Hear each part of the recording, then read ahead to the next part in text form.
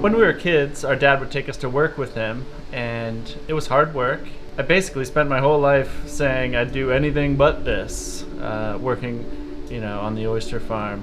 I worked in HR for a while, I was a corporate trainer, and I just didn't really find it very fulfilling. So sometimes what you're looking for is under your nose the whole time.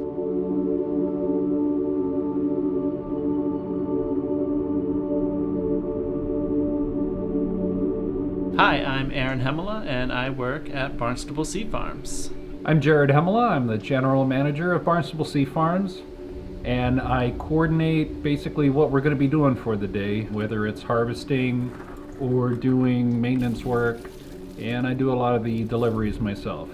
So after college, I was working at a bank for a couple years, and I went to Indonesia, and I was teaching English for several years. I met my wife there. And my dad was thinking about selling the business, and I thought it was too good of an opportunity to pass up. So I came over and basically took over, and I've been doing it for I think 7 or so years now, and it's great. I love it.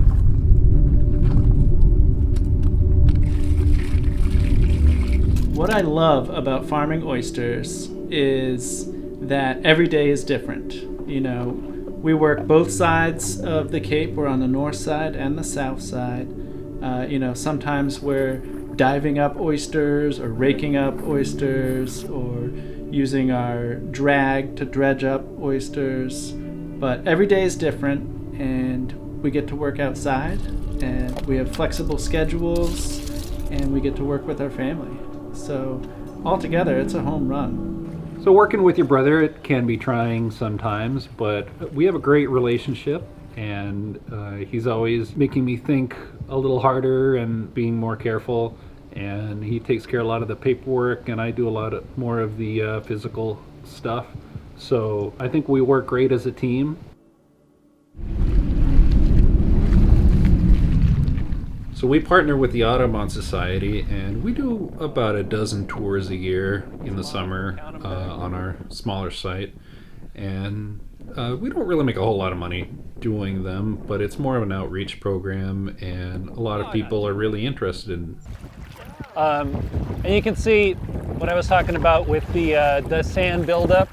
You get the sand that's building up, and that's what's creating this black mud in here. Yeah, super sharp, so be careful. Okay. So, yeah, these are about a year and a half. Beautiful looking oyster right there. Yeah, all oysters will taste a little bit different depending on, growing conditions and what they're growing on, if they're growing in cages or bags or on the bottom. And it would also affect their shells on these oysters, because it's so dynamic here. They're always getting tumbled and moved around by the water current. So the oyster shell is a bit thicker here. And so it makes for a nice, pretty oyster, but it also makes for a good oyster. Would you like to try one?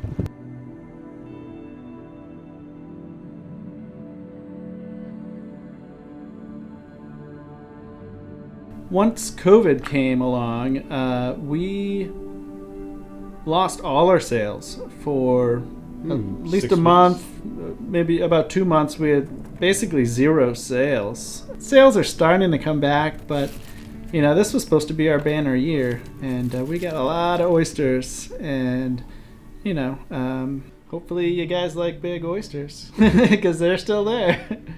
They're still growing. But I like going out on the boat. I like, just being outside. Sometimes in February when we're dragging and we have to cut through ice, that's fun. This is one year where it was like about a foot thick, and Scott is just hammering away at this chunk of ice just to try and free the boat, and that's fun. Just being able to go out there and try different things just to try and stay afloat.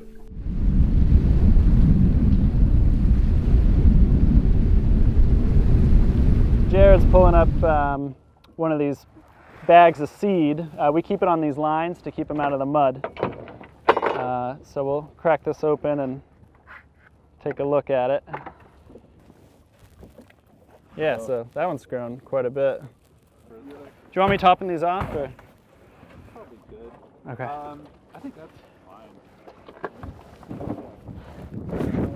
What do we got? 7, 14, 19? Some of them are like half full, but That'll get us the. I think we'll be all right. See, that's probably about, what do you say, like 20 bags.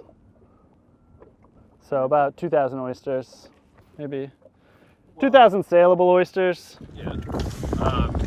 There's about 250, 300 oysters per box. What do we got here? 20 boxes. So 250 times 20.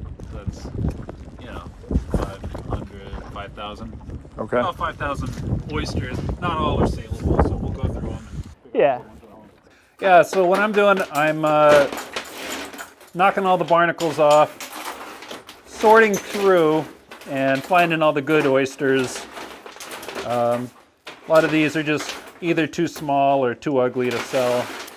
My favorite way to eat an oyster raw, I like with a little mignonette on it, vinegar, shallots, black pepper. Barnstable oysters, I know, are real briny, and depending on the time of year, they can be real sweet, and they have a good crunch to them.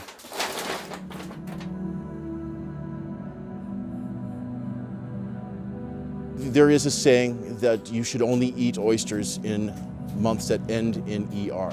You might enjoy an oyster more in a month that ends in ER, but I think they're actually, they're perfectly good to eat every month, every week, every day. What's for lunch? Oysters.